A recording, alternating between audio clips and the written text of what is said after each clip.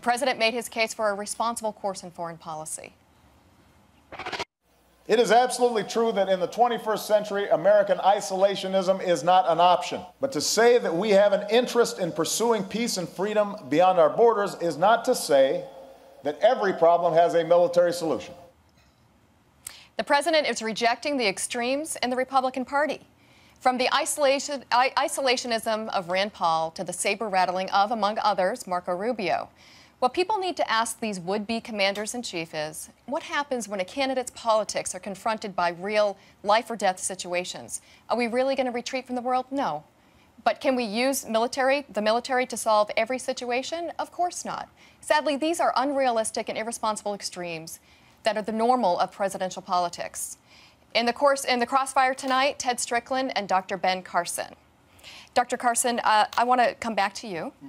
You are clearly considering running for president, and I'm not going to force you to give me an answer. I appreciate that. Tonight. You can continue considering it. But I do want to ask you, since we are talking about the commander-in-chief, do you feel like you are qualified to be the commander-in-chief? Well, let me put it this way. I'm not sure that anybody is qualified to be the commander-in-chief by themselves. I think you have to surround yourself with the appropriate types of people. You know, just demonstrated by all the things that, you know, the current president said he would do when he was running that turned out to be quite different. Because all of a sudden, you're given quite a lot of information that you didn't have before, a lot of intelligence.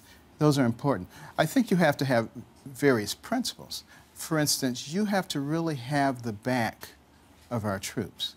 And one of the reasons that I don't think something like what happened in Benghazi should be a partisan issue is because what we did basically is send a message that if our troops get into a difficult situation, we don't have their back. So, and we also said that we are willing to put our people in harm's way without the ability to protect them. So that's not I didn't good. hear an answer from you about whether or not you are qualified to be commander-in-chief. Yes, you did. You said nobody is qualified. I said no one in and of themselves. I think you need to have, you know, a cadre of the right kinds of people.